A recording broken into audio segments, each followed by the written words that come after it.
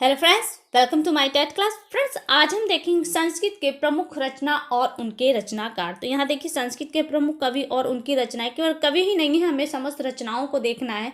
तो इन रचनाओं को देखेंगे और इन रचनाओं को किसने रचा है इनके नामों को देखेंगे, और साथ ही इन रचनाओं से संबंधित जो प्रश्न बनते हैं, यानी कि कौन सा रस है, कौन सा अलंकार है, कितने सर्ग है, कितने खंड है, ये नाटक है या खंड का वगैरह, ऐसे सारे प्रश्न हमने यहाँ पे समेट लिए हैं। हालांकि प्रश्नों के रूप में नहीं है, आपको समझाने के बेस पर ही लिए गए हैं। अभ्यास के दौरान आपको इससे रिलेटेड प्रश्न भी मिलेंगे। तो यहाँ पे हम स्टार्ट करते हैं अपनी वीडियो। और ये जो फर्स्ट पेपर की तैयारी कर रहे हैं उन लोगों के लिए, और जो सेकंड पेपर की तैयारी कर रहे हैं, दोनों ही लोगों के लिए इंपॉर्टेंट है। साथ ही इसके अलावा जो अदर पेपर्स की तैयारी कर रहे हैं उनके लिए भी इंपॉर्टेंट है, क्योंकि रचना और रचनाएं अक्सर आपके एग्जाम में पूछे जाते हैं। पहले हमने लिया है कालिदास को। कालिदास की कुल 7 रचनाएं हैं, और कालिदास से संबंधित जो पॉइंट हैं उन्हें भी देख लेते हैं, क्योंकि प्रश्न केवल रचनाओं तक ही नहीं आते। कालिदास जैसे ये रचनाकार हैं, इन रचनाकारों की जो खास विशेषताएं हैं, कुछ उपाधियां हैं, इनसे भी रिलेटेड प्रश्न बनते हैं। इनके बारे में थोड़ा सा देख लेते हैं। संस्कृत के प्रमुख कवियों की सूची में कालिदास का नाम सर्वोपरि आता है, यानी कि संस्कृत शब्द में रचनाओं की जब बात आती है, कविताओं की बात आती है, तो सर्वोपरि कौन जाता है? कालिदास जी जाते हैं। इनकी बहुत सी प्रसिद्ध रचनाएं हैं। इनका श्रेष्ठ रस जो है वो श्रृंगार रस है, यानी कि इनकी रचनाओं में आपको श्रृंगार रस प्रधानता दिखाई देगी। अलंकार कौन सा है? तो उपमा अलंकार है, और इन कारण से इनको निम्नलिखित उपाधियां प्रदान की गई हैं। कौन सी उपाधियां हैं? उपमा सम्राट। अब प्रश्न बनेगा कि उपमा सम्राट के रूप में किसे जाना जाता है? तो किसे जाना जाता है? कालिदास को। रघुकर दीपशिखा के नाम से किसे जाना जाता है? कालिदास को। कविता कामनी विलास के नाम से किसे जाना जाता है? कालिदास को। और कवि कुल गुरु के नाम की उपाधि किसे दी गई है? तो कालिदास को दी गई है। तो यहां से आप देख सकते हैं उपमा सम्राट, रघुकर, दीपशिखा और कवि कुल गुरु, ये आपके तीनों पॉइंट इंपॉर्टेंट हैं, यहाँ से आपसे प्रश्न बन सकते हैं।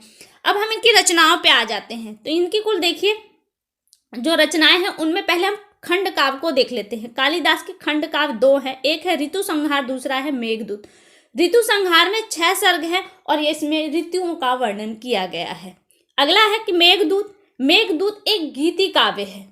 प्रश्न बन सकता है कि मेघदूत किस तरह का काव्य है, गीति काव्य है या कैसा है? तो आपको बताना है कि वो कैसा काव्य है। गीति काव्य है।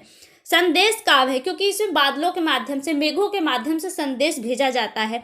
दूत काव्यम है, क्योंकि जो मेघ हैं उन्हें दूत के रूप में, पहले संदेशा ले जाने वालों को दूत कहा जाता है, तो यहाँ पे इसे दूत काव्य की उपाधि भी दी गई है। आदि नामों से जाना जाता है। इसमें कुल 144 श्लोक हैं। इसमें यक्ष द्वारा मेघों को दूत बनाकर विरह वेदना का वर्णन किया गया है। ठीक है, ये आपके खंड काव्य, ये ध्यान दीजिएगा। खंड काव्य कौन से है? ऋतु संहार और मेघदूत। यहीं से रिलेटेड प्रश्न इस बार यूपीटीटी और सुपर टेट में दोनों में ही आया था।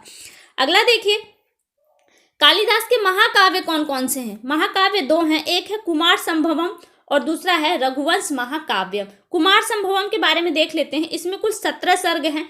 शिव और पार्वती प्रेम का वर्णन किया गया है कुमार संभवम में, और ये एक महाकाव्य है। वहीं आ जाता है रघुवंश महाकाव्य। ये कहा है आपका महाकाव्य, जो पढ़ने से इसके पीछे लगा हुआ है महाकाव्य। इसमें कुल 19 सर्ग है। राम के वंशजों का वर्णन किया गया है, और इक्ष्वाकु व राजाओं का, इक्ष्वाकु वंश के जो राजा हैं उनका इनमें वर्णन किया गया है। अब आ जाते हैं कालिदास के नाटक। कालिदास के कुल 3 नाटक हैं, मालविका अग्निमित्रम, विक्रमोर्वशीयम और अभिज्ञान शाकुंतलम, जिसमें अभिज्ञान शाकुंतलम सबसे श्रेष्ठ नाटक है। इसके लिए इन्हें खासतौर से जाना जाता है। अभिज्ञान शाकुंतलम में कुल 7 अंक हैं। ये हो गए कालिदास के समस्त रचना और इनसे इंपॉर्टेंट पॉइंट्स। आगे देखिए, आगे है महाकवि भारवी। भारवी की मात्र एक रचना है, वो है किरातार्जुनीयम। इसमें कुल 18 सर्ग हैं। ये वीर रस प्रधान महाकाव्य है। इसका स्रोत महाभारत का वन पर्व है, यानी कि वन पर्व से इसे उठाया गया है, जिसमें श्लोकों की संख्या है 1030 श्लोक इसमें लिखे गए हैं। किसकी रचना है ये? भारवी की किरातार्जुनीयम। अगला है महाकवि माघ। माघ की रचना एकमात्र है शिशुपाल वध। शिशुपाल वध में इनके सर्गों की जो संख्या है वो 20 है, और श्लोकों की संख्या है 1650। ठीक है, इसका स्रोत महाभारत का सभा पर्व है, यानी कहाँ से लिया गया है? सभा पर्व से लिया गया है। यह संस्कृत साहित्य का सर्वश्रेष्ठ महाकाव्य है, और इसके नायक कौन है? कृष्ण है। अगला देखिए, महाकवि श्रीहर्ष। इनकी जो रचना है नैषधीय चरितम है। देखिए, महाकवि श्रीहर्ष से एक और नाम आ जाता है जो हमने नीचे लिया है, हर्षवर्धन। हर्षवर्धन अलग है और श्री हर्ष अलग है। श्री हर्ष की नैषधीय चरितम फेमस है, इसमें कुल 22 सर्ग है और ये श्रृंगार रस का प्रयोग, ये श्रृंगार रस प्रधान रचना है नैषधीय चरितम। वहीं अगर हर्षवर्धन की बात करें तो हर्ष, इनका नाम अगर कहीं आता है तो हर्ष के नाम पर भी इनका नाम आ जाता है। और बाणभट्ट जिन्हें आप जानते हैं वो इनके दरबारी कवि रह चुके हैं। इनकी रचना, हर्षवर्धन की रचना कौन कौन सी है? प्रियदर्शिका है, रत्नावली और नागानंद इनकी मुख्य रचनाएं हैं। आगे आ जाता है महाकवि पाणिनि, ये अष्टाध्यायी के रचनाकार हैं। अष्टाध्यायी, इसमें कुल 8 अध्याय हैं और श्लोकों की संख्या 3995 है। ठीक है, अगले देखिए, अगला है भास। भास की 3 रचनाएं देखिए, दूत वाक्यम और भी रचना है लेकिन ये इंपॉर्टेंट रचनाएं हैं। अभिषेक नाटक और स्वप्नवास दत्ता, ये इनकी प्रमुख रचनाएं हैं। और दूत वाक्य एकांकी है, यानी कि 1 अंक में ही ये संपूर्ण विस्तृत है और ये एक नाटक है। आपसे पूछ सकता है कि दूत वाक्यम क्या है, नाटक है, महाखंड है, खंड काव्य, ये आपसे पूछ सकता है। अगला देखिए, अगला है यहाँ पर भवभूति। भवभूति ने जो भी लिखी है वो नाटक ही इन्होंने लिखी है, यानी कि इनकी जो रचनाएं आप देखेंगे वो समस्त नाटक ही हैं।